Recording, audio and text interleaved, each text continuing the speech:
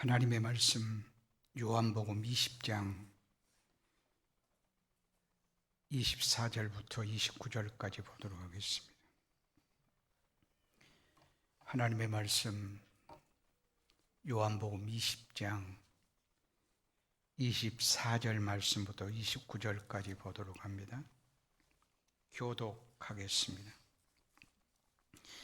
12 제자 중에 하나로서 디두모라 불리는 도마는 예수께서 오셨을 때 함께 있지 아니하니라. 다른 제자들이 그에게 이르되 우리가 주를 보았노라 하니 도마가 이르되 내가 그의 손에 못자국을 보며 내 손가락을 그의 못자국에 넣으며 내 손을 그 옆구리에 넣어보지 않고는 믿지 아니하겠노라 하니라. 여드레를 지나서 제자들이 다시 집안에 있을 때 도마도 함께 있고 문들이 닫혔는데 예수께서 오사 가운데 서서 이르시되 너희에게 평강이 있을지어다 하시고 도마에게 이르시되 내 손가락을 이리 내밀어 내 손을 보고 내 손을 내밀어 내 옆구리에 넣어보라. 그리하여 믿음 없는 자가 되지 말고 믿는 자가 되라. 도마가 대답하여 이르되 나의 주님이시요 나의 하나님이시니이다. 예수께서 이르시되 너는 나를 본고로 믿느냐? 보지 못하고 믿는 자들은 복되도다 하시니라. 아멘. 지난주 부활주일이었습니다. 여러분 설교 제목 아세요? 예수 부활 나의 생명이었습니다. 예수 부활이 나의 생명인 것은 예수님께서 십자가에 죽으심으로 우리의 죄를 죽이셨고 예수님이 부활하심으로 사망을 죽이셨습니다. 사망을 죽이셨다는 말은 우리에게 적용되어지면 생명이 도입된 겁니다. 그러기에 예수 부활이 우리의 생명입니다. 그렇다면 우리는 이 새 생명의 역사를 따라서 살아야 됩니다. 예수 안에서 생명 얻은 것은 영원한 생명인데 이 영원한 생명이 뭔가? 하나님의 나라 천국인데 실제 그렇게 살아야 됩니다. 그렇게 사는 비법이 오늘 도마의 고백이 우리의 고백이 되고 이 고백일 뿐만이 아니라 실제 우리의 삶이 고백적인 삶이 되면 하나님의 나라 천국을 누리며 살 수 있습니다. 이 도마의 고백이 뭔가요? 예수님은 나의 주님이시여 나의 하나님이십니다. 이 고백입니다. 이것이 입술로만의 고백이 아니고 실제 삶이 되어지면 됩니다. 그리하면 예수 그리스도의 새 생명 가운데서 하나님의 나라 천국을 누리며 사는 거라 이렇게 말씀할 수가 있을 것입니다. 예수님께서 부활하셨어요. 도마가 없을 때 제자들에게 나타나셨어요. 그래서 제자들이 도마에게 도마야, 우리 부활하신 예수를 만났다 얘기하는 거예요. 도마는 내가 직접 보지 않고는, 내가 직접 만져보지 않고는 그 사실을 내가 어떻게 믿니? 그런 후 여드레가 지나서 예수님께서 도마가 있는 가운데 나타나셨어요.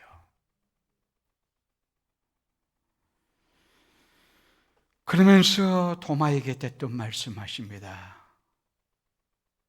내 손을 보아라. 내 옆구리를 만져보아라. 그리고 믿음 없는 자가 되지 말고 믿는 자가 되거라. 이렇게 예수님이 말씀하셨어요. 그런데 제자들이 온전히 부활하신 예수를 믿었을까요? 그렇지 않은 것 같아요.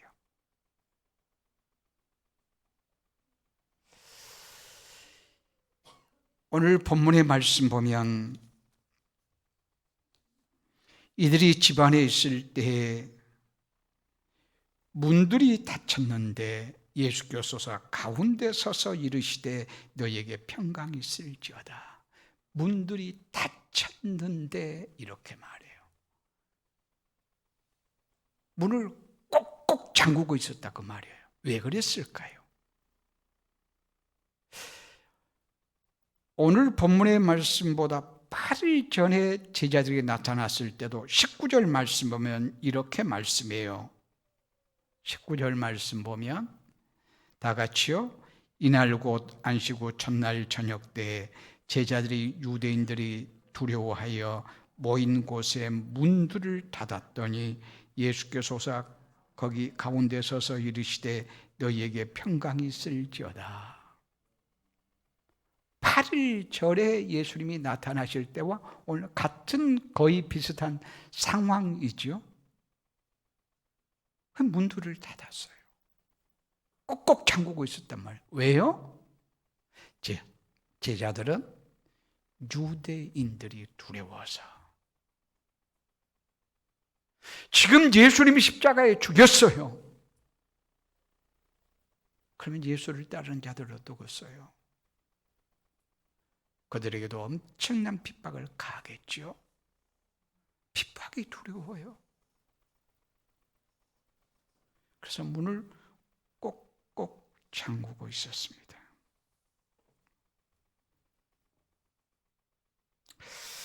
왜 이렇게 제자들이 아직도 두려워할까요? 지금 사실은 베드로는 몇 번째 될 것 같아요?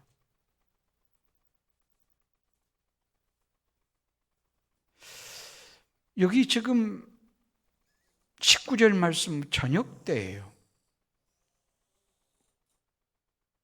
부활하는 날 저녁. 또 아침에도 만났잖아요. 또 마리아가 또 얘기해 줬잖아요. 또 여드리가 지났는데 성경에 다 기록은 안 했거든요. 또 중간에 만났을 수도 있을 거예요. 그런데도 오늘 본문의 말씀에 문을 꼭꼭 잠그고 있었어요. 그리고 이제 21장 3절 말씀 보면 베드로가 얘들아 나는 고기 잡으러 가련다 이렇게 말해요. 아니 부활하신 예수를 만나고도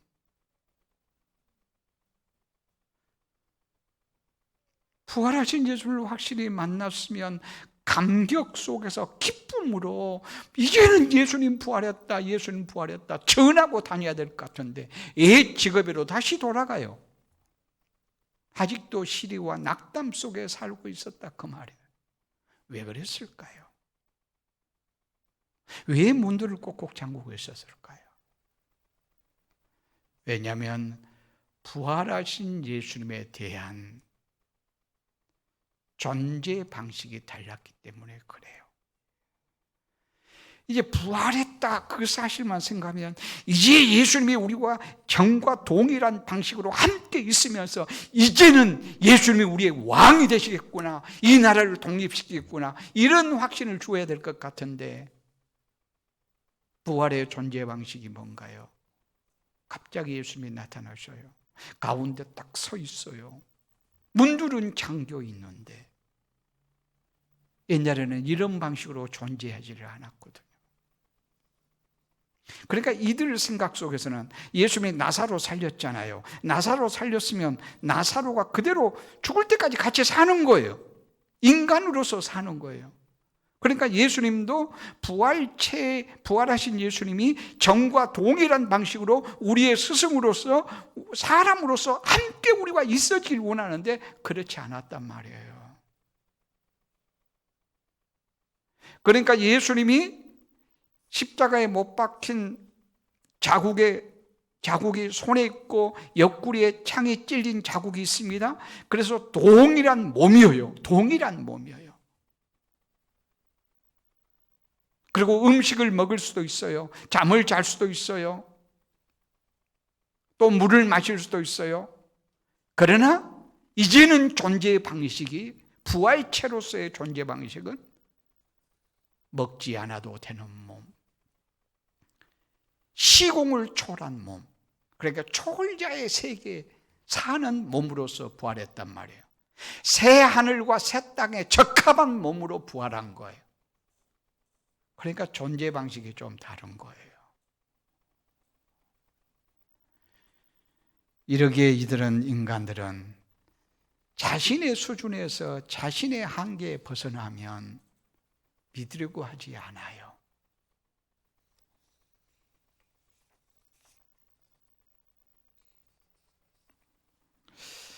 부활하신 예수님, 제자들에게 나타나셨어요. 21장 1절 말씀 보면 예수께서 디베랴 호수에서 또 제자들에게 자기를 나타내셨으니 나타내신 일은 이러하니라. 예수님이 자기를 나타내셨어요. 그러니까 예수님이, 하나님이 자신을 나타내지 않으면 알 자가 아무도 없어요. 우리 사람도 그렇죠. 사람은 좀 다르다는 생각이 들어요. 딱 만나기만 해도 저분이 어떠겠네, 조금은 알아요. 대화를 조금 해보면 더 잘 알 수 있어요. 근데 사실은 그것도 정확하지 않아요. 예모만 가지고 판단하면 안 된다, 그 말이에요. 예모보다도 훨씬 더 실속 있고 멋진 사람이 있는가 하면, 예모는 아주 매끄럽고 아름답고 멋있는데 예모는 형편없는 사람도 있어요. 또 말도 정말 실속 있고 안에가 가득가득 인격적으로나 신앙적으로나 모든 면에 가득가득 차 있는데 말을 잘 매끄럽게 못해서 잘 모를 수도 있고, 또 내면은 인격은 형편없는데 아청과 아부의 말을 탁월하게 말재주가 있어 잘함으로 좋게 평가하는 경우도 있어요. 그러나 대충은 조금은 알아요. 사람과 사람 사이는 조금 안단 말이에요. 여러 보이면 더 잘 알 수 있고요. 그런데도 우리는 10년, 20년, 30년을 같이 사귀고 같이 교제를 해보아도 모른다 해요. 그래서 부부 사이에 흔히 그러잖아요. 야, 아내가 너무 귀하게 보여. 천사처럼 보이네. 남편이 너무 멋져 보여. 그러면 흔히 하는 말이 뭐라고 하죠? 한번 살아봐봐. 한번 살아봐봐. 이것이 농담일 수도 있지만 진담일 수도 있어요. 그렇죠? 그래서 이런 말도 있어요.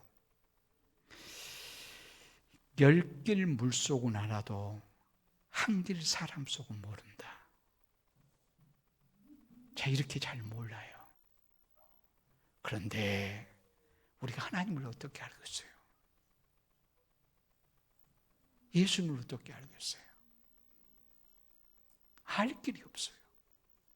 사람과 사람 사이도 20년, 30년 살고도 우리는 참 사람 모르겠다, 실망할 때가 너무 많은데, 하나님을, 우리가 예수님을 어떻게 알겠어요? 알 길이 없어요. 그런데 그러기에 하나님이, 우리 예수님이 자신을 나타내 보여주셔야만 알 수 있어요. 하나님이 자신을 나타내 보여주시는 방식이 뭐냐? 하나님의 말씀이에요. 나타내 보여준다, 이 말을 조금 어려운 말로 쓰면 우리는 다르겠죠. 계시라고 그래요. 계시. 요한 계시록 있잖아요. 계시. 계시는 닫아져 있는 것을 열어 보여주는 거예요. 커튼이 딱 쳐져 있으면 밖에서 안이 안 보여요. 안에서도 밖이 안 보이고. 그 커튼을 딱 열어주면 보여요. 열어주면. 여기에 뭐가 딱 담겨 있으면, 그릇에 담겨 있으면, 이제 뚜껑이 딱 닫혀 있으면 안 보여요.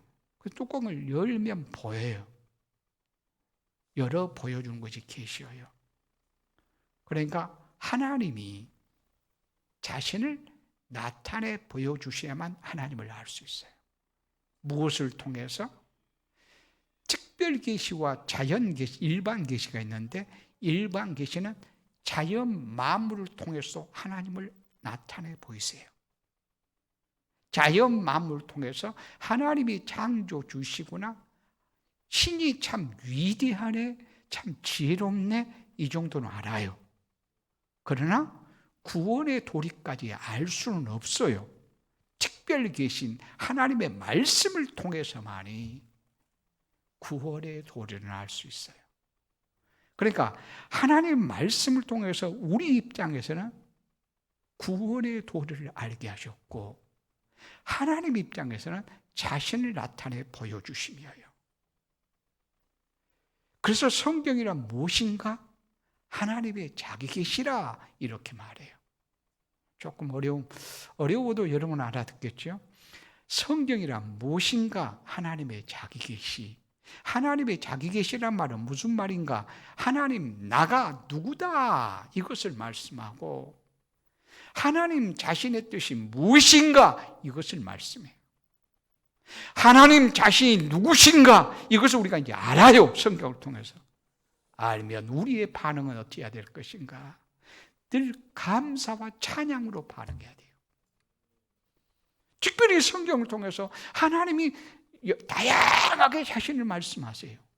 그러면 우리에게 적용되지만 감사와 찬양으로. 그리고 하나님의 뜻을 알면 어떻게 반응해야 될까요? 순종으로 반응해야 돼요. 헌신으로 반응해야 돼요. 이런 자에게 성경을 아는 자다, 하나님을 아는 자다, 이렇게 말씀하시는 거예요. 근데 오늘 본문의 말씀에도 부활하신 예수님 자신이 자신을 나타내 보이면 알 자가 없어요. 그래서 나타내 보이셨어요.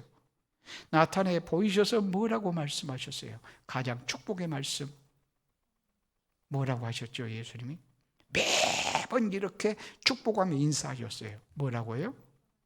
평안하뇨, 평강이 있을지어다, 이 말씀이에요. 이 말을 좀 더 신앙적 용어로 말하면, 하나님의 나라 천국이 너의 것이 되기를 원한다, 하나님의 나라 천국이기를 바란다,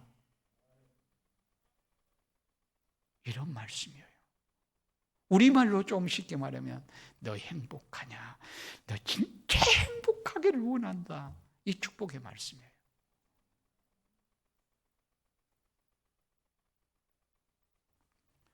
행복은, 평안은 대단히 중요해요. 하나님이 우리 인간에게 주신 최고의 선물이라고 말할 수 있어요. 행복하다, 평안하다, 이것은 정말 소중해요. 이것은 평안을 잃은 사람에게 물으면 진짜로 잘 알아요. 어느 때 평안을 잃을까요? 여러 가지가 있지만 우리의 경험 속에서 얘기하라고 그러면 우울증, 불면증, 이런 것들은 평안을 잃어요. 그러니까 우울증에 시달린다, 그래서 불면증에 사로잡혀 있다, 이 사람은 평안이 없는 거예요. 삶이 너무 무의미해요. 그러니까 평안을 잃어볼 때 평안이 얼마나 소중한 걸 알아요. 우리가 가정생활 하면서도 평안 너무 소중해요. 직장생활도 마찬가지예요. 가정의 자녀들이 왜 가출할까요? 물론 사춘기의 그런 것 때문에 가출한다, 그렇게 말할 수 있을 거예요. 대부분의 가정에서 가출한 아이들은 가정의 평안치를 못해서 가출해요. 아니, 평안해도 가출했어요. 그 사람은 그 아이는 곧 돌아올 거예요. 사춘기의 증세 때문에 가출했지만 곧 돌아올 거란 말이에요. 직장도 마찬가지예요. 직장에 평안이 없다면, 행복하지 않다면 한순간순간 일하는 자체가 막 지겨울 거예요. 고통스러울 거예요. 스트레스일 거예요. 화가 막 날 거예요. 내가 왜 이렇게 이 직장에서 이 일을 해야 되는가? 평안이 없다면.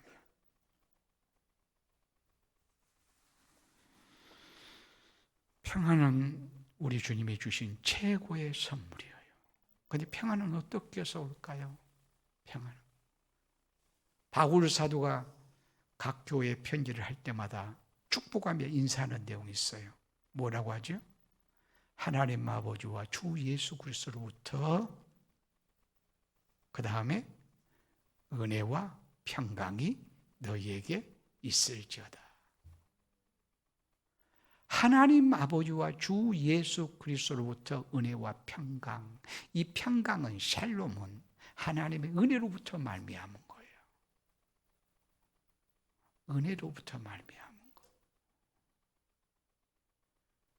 은혜는, 바울이 말할 때 은혜는 무엇을 말하는가? 하나님의 값없이 주어진 선물인데, 바울이 말할 때 은혜는 하나님의 값없이 주어진 선물, 예수 그리스도 안에서 구원의 선물이에요. 구원의 선물 받으면 평강이 있고, 구원의 선물을 받았는데도, 예수를 믿는데도, 예수 믿으면 구원의 선물이죠. 예수를 믿는데도 하나님의 평강이 없다. 이것은 환경에 속고 있는 거예요. 예수 그리스도를 믿는 것이 확실하거든. 그러면 하나님의 은혜를 받았거든요. 값없는 선물을 받았어요. 그런데도 하나님의 평강이 없다. 이것은 환경에 속고 있는 거예요. 우리는 환경을 초월하고 살아야 돼요. 환경에 속아서는 안 돼요. 속은 것처럼 어리석은 것이 어디가 있어요. 한번 생각해 보세요. 내가 속고 있다. 참나 바보잖아요.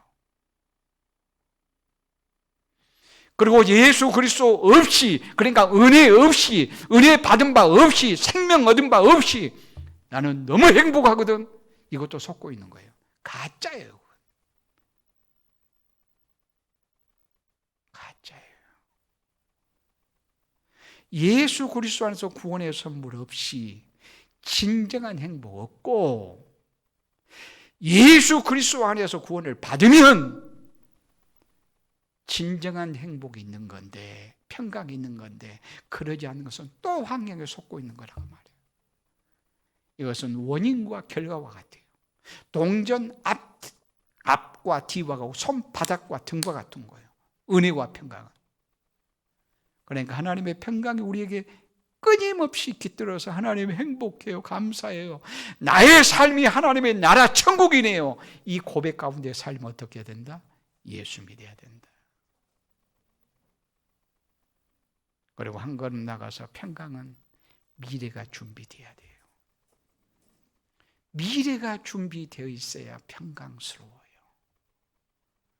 우리 일반적인 삶도 그렇다고 그러잖아요. 미래가 잘 준비가 됐으면, 내가 20년 후, 30년 후, 50년 산다면 그때까지의 나의 삶이 잘 준비되어 있으면 그래도 좀 좋아. 근데 이것도 진정한 평강은 아니에요. 그것은 그냥 좋은 것뿐이지 진정한 평강은 아니에요. 진짜 미래 준비는 뭐냐? 미래 준비는, 우리 다 세상을 뜨지 않아요.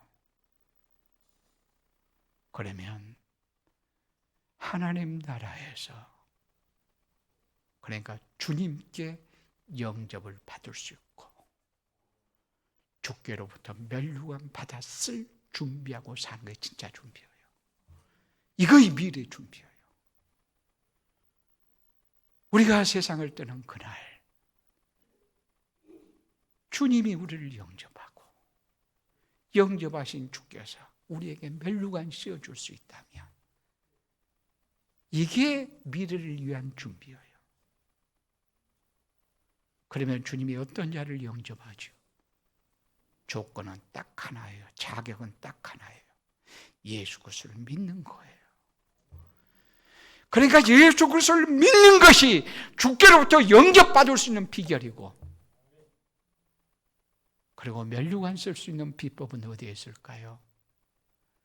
예수 그리스도를 믿는 것은 생명 얻은 것이고, 이 생명은 선한 생명이잖아요. 선한 생명의 역사를 따라 살면 이것은 곧 우리의 삶의 첫 영역에서 하나님의 뜻을 알고 그 뜻에 순종하고 살면 멸류관 받았어요. 그러니까 예수 믿는 것이 내게 생명이고, 예수 믿은 것이 하나님 나라에서 주께로부터 영접받을 수 있는 길이고, 예수 믿었으니 생명이 선한 생명이니 선하게 하나님의 뜻을 따라 살면 그가 멸류관 받았습단 말이에요. 이게 우리가 준비해야 될 미래를 위한 준비예요. 미래를 위한 준비. 이 평안은 그러니까 영적 평안함, 영적 고요함이라고도 말할 수 있어요. 풍랑이 막 거세게 불어요.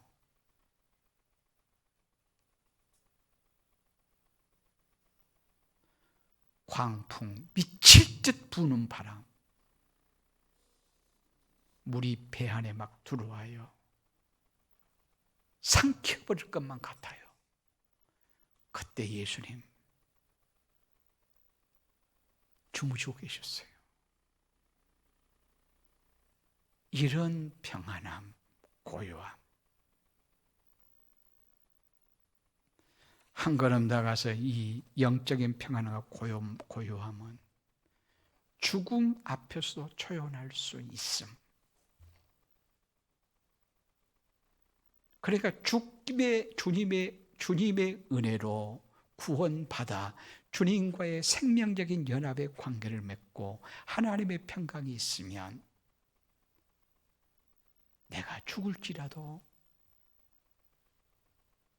초연할 수 있는 이런 자세. 누가 그렇죠? 순교자들의 공통점이 뭔 줄 알아요? 순교자들의 공통점은 죽는 순간까지 하나님의 임재를 누리며 사는 사람들이다. 죽는 순간까지 하나님이 나와 함께 하시네. 이 말은 무슨 말이에요? 하나님이 죽는 순간까지 은혜 베푸시네. 나에게 평강을 주시네. 이게 정말 영적으로 평온함이에요.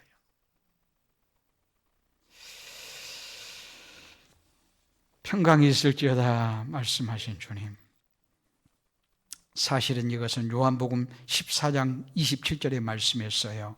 내가 너희에게 평안을 주노니 이 평안은 세상이 주는 것 같이 아니하니라. 너희는 마음에 근심도 하지 말고 두려워하지도 말라. 예수님이 말씀하셨어요. 너희에게 평강이 있을지어다 축복하며 인사하신 주님께서 도마에게 자신을 보이시면서 너 봐봐, 이 손 봐, 내 옆구리에 손을 넣어 봐봐.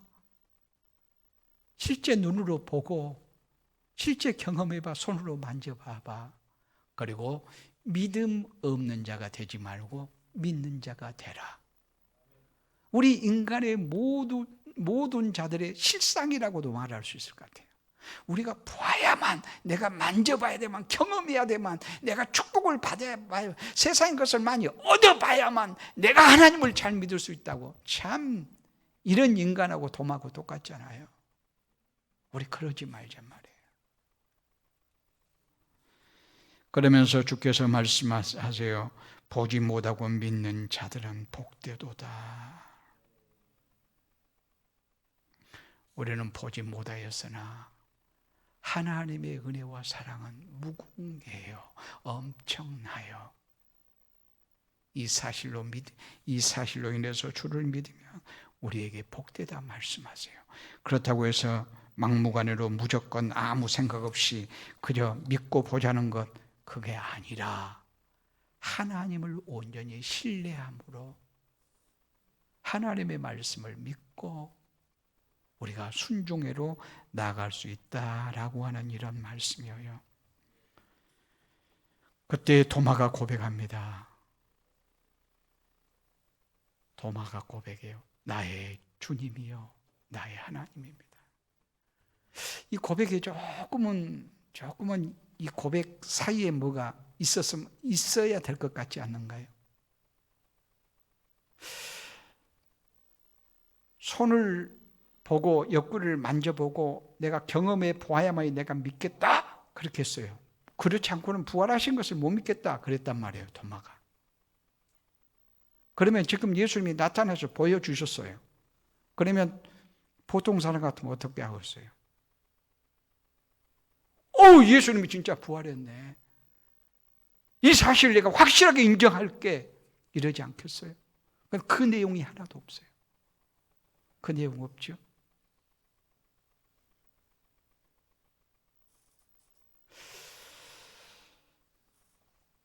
요한복음 1장 말씀 보면 예수님이 나다나엘에게 말해요. 네가 무화과 나무 있을 때 너를 다 내가 보았다. 그러니까 예수님 전능하시네요. 능력이 많으시네요. 이렇게 말한 것이 아니고 당신은 하나님의 아들이시오 이스라엘의 임금입니다. 이렇게 고백해요. 똑같은 비슷한 고백이에요. 그러니까 부활하신 예수님이 자신을 나타내 보여주심으로 내가 이렇게 부활했지 않니? 이렇게 지금 말해요. 그걸 이제는 확인해요. 그래서 만약에 확인했으니까 그래 내가 인정할게요. 그럴 수 있어요. 거기에서 끝나지 않는다 그 말이에요. 거기에서 끝나는 것이 아니고 부활하신 예수님께서 자신에게 나타내 보여주신 그 의미가 무엇일까? 그 의미를 붙잡혀요. 의미를 붙잡혀요. 어떤 사건의 사실의 역사적인 것에 그것을 아는 정도로 끝나는 것이 아니고 그것이 곧 나를 위한 사건이구나 여기로 나간단 말이에요.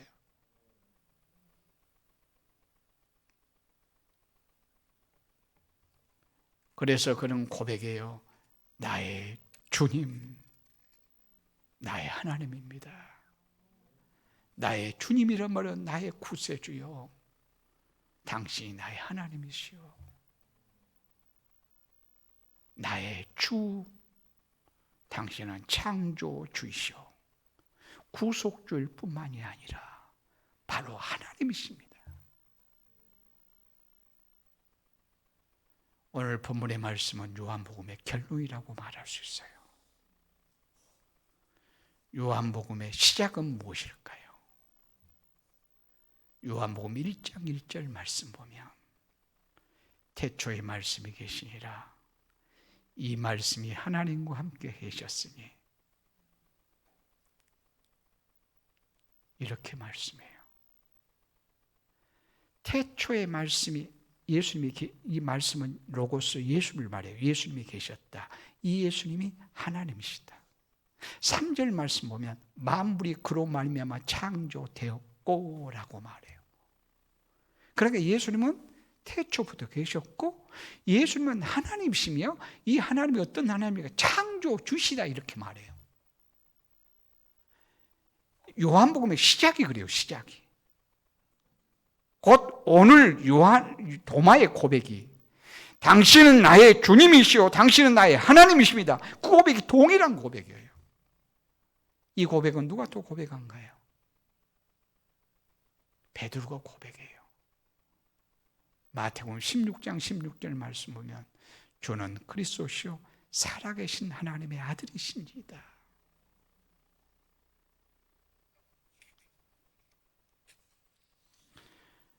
그러니까 단순하게 부활하신 정도로 역사적인 사건, 사실을 내가 인정하는 것으로 끝나는 거 아니라 그 의미가 뭐라고요? 나의 주님 되심, 구속주 되심, 창조주 되심, 하나님 되심, 이 사실을 나타내 보여주시며요. 그렇게 되어질 때 내게 은혜와 축복이 되는 거예요. 그렇잖아요. 여러분, 이 말씀이 이제 적용돼야 돼요. 우리에게 구체적으로.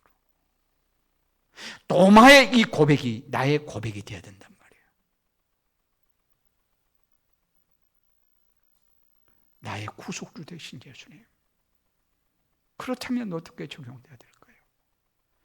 나를 위해서 십자가에 죽으시고 나를 위해서 부활하셨다. 그래서 죄와 사망에서 나를 해방시키셨다. 그러므로 나는 하나님의 자녀가 되었다. 이 사실을 인정하고 감사하고 감격하며 실제 우리는 하나님의 나를 누리고 살아야 돼요.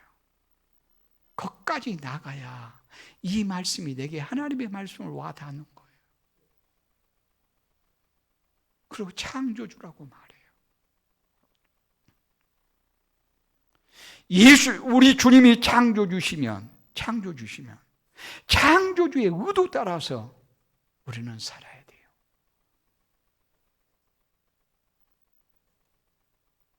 창조주의 의도 따라서 하는 것은 제가 지난번에도 얘기했죠. 내가 지금 세 번째, 네 번째인가 모르겠어요. 오늘 프란시스 세퍼 진정한 영성은, 그러니까 진정한 영성이란 말은 성숙한 하나님의 사람은, 신령한 사람은, 하나님의 자녀다운 사람은, 예수님 닮은 사람은, 그 말이에요. 진정한 영성은 삶의 모든 관계에서 의미를 갖는다. 이 말은 여러분 외우세요. 삶의 모든 관계에서. 삶의 모든 관계란 말은 부부관계, 부모와 자녀관계, 친구관계, 성도와의 관계, 여러 이웃과의 관계, 이런 사람과의 관계뿐만 아니라 자연 만물과의 관계, 자연 만물을 보면서 하나님이 이것을 왜 이곳에 두셨지? 그럴 때 우리로 하여금 하나님의 그 창조의 그 위대하심을 나타내 보여주시고 우리로 하여금 감사하고 찬양하고 또 누리게 살게 하셨다. 이런 것까지 알고 그렇게 살아가는 거예요. 그리고 각각 여러분이 삶의 전 영역에서 여러분이 어떤 곳에 심으셨든지 소명의식을 가지고 살아야 돼요. 하나님이 이곳에 나를 심으셨다. 그렇다면 하나님의 뜻이 무엇일까? 그리고 그대로 순종하고 살아야 하나님을 창조주로 인정하는 거예요. 그러니까 예수 그리스도 안에서 구원받은 이 간격 속에서 하나님의 창조의 회복으로 나갔어요, 우리가. 그래서 우리 개인적으로 말하면 하나님의 형상이 회복된 거예요. 하나님의 형상이 회복되었으면 하나님을 닮은 자로 살아야 돼요. 하나님의 형상이라면 하나님 닮았다 그 말이에요. 하나님 닮은 꼴로 지었다는 말이에요. 우리가 그렇게 살아야. 어디까지? 교회 공동체에서 신앙생활을 하는 부분만이 아니라 일상의 삶을 살아가는데도. 그래서 삶의 전 영역에서 하나님의 하나님 되심을, 하나님이 주님 되심을, 주인 되심을 고백하고 실제 우리가 그대로 살아가면, 실제 그렇게 살아간단 말이야. 하나님의 뜻을 가정에서든지 사회에서 직장에서든지 이웃과의 관계에서 알게는 우리가 알면 순종하고 사는 거예요. 이것이 어떤 삶인가? 고백적인 삶이라. 우리가 이렇게 살아감으로 실제 하나님의 나라를 누리고 살아갈 수 있다면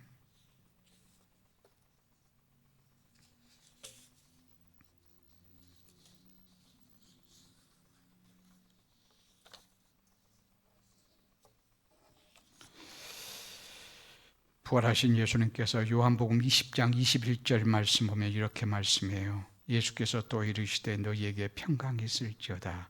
아버지께서 나를 보내신 것 같이 나도 너희를 보내노라. 평강이 있을지어다 축복하고 나서 아버지께서 나를 이 세상에 보내신 것처럼 하나님이 예수님을 보냈잖아요. 그래서 요한복음 1장 14절에서는 말씀이 육신이 되어 우리 가운데 거하시며 은혜와 진리가 충만한, 그러니까 우리 가운데 사람으로 오셨어요. 그러니까 예수님이 아버지께서 나를 세상에 보내신 것처럼 나도 너희를 세상에 보낸다. 세상에 파송한다고 말씀해요. 세상에 보낸다는 말은 무슨 말일까요? 너희는 사명자로 살거라 그 말이에요. 세상에서 선한 영향력 끼치고 살거라 그 말이에요. 곧 세상 속에서 하나님의 뜻을 알고 순종하고 살아라 그 말이에요. 요한복음 21장에도 보면 21장 15절, 16절, 17절 말씀 보면 요한에게 물어요. 베드로에게 묻습니다. 네가 나를 사랑하느냐? 사랑 고백해요. 사랑 고백할 때 내 양을 먹이라, 내 양을 치라, 내 양을 먹이라 거듭거듭 말씀하세요. 사명이에요. 주님 사랑하면 사명 감당해야지.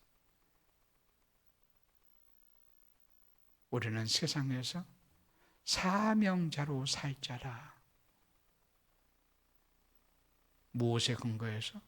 구원받음에 근거해서, 하나님의 사랑받음에 근거해서 우리도 주님을 사랑함으로 이 세상 속에서 선하고 아름다운 영향력 끼치며 살아가는 우리 모두가 되어줄 수 있기를 바랍니다. 기도하겠습니다.